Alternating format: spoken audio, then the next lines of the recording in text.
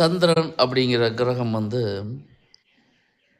8ஆம் இடத்துல சம்மந்தப்பட்டுச்சுன்னா, இந்த ஜாதகருக்கு எந்த துறையில இருக்காருன்னு பார்க்கணும். ஏன்னா 8ஆம் இடம்ங்கிறது அமானுஷ்யத்த குறிக்கக்கூடியது, மறைபொருள் ஞானத்த குறிக்கக்கூடியது.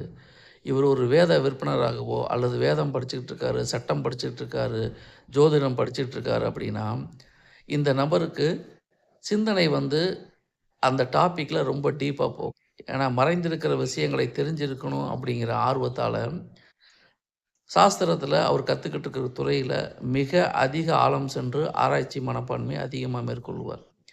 8ஆம் இடத்துல சந்திரன் இருக்கிறதுங்கிறது இந்த மாரி ஆராய்ச்சி துறையில இருக்கிறவங்களுக்கு, படிக்கிறவங்களுக்கு மிக நல்ல அமைப்பை தரும். அந்த 8ஆம் இடம்ங்கிறது சந்திரனுக்கு ஆட்சியா, உச்சமா, நட்பு வீடான்னு பார்க்கணும். நீசமா போயிருந்தா, அதில கொஞ்சம் பிரச்சனைகள் வருவதற்கு வாய்ப்புகள் உண்டு. ஸோ 8ஆம் இடத்துல சந்திரன் இருப்பது நல்ல நிலையில் இருந்தால் நல்ல பலன் உண்டு. இவை பொதுவான தகவல்.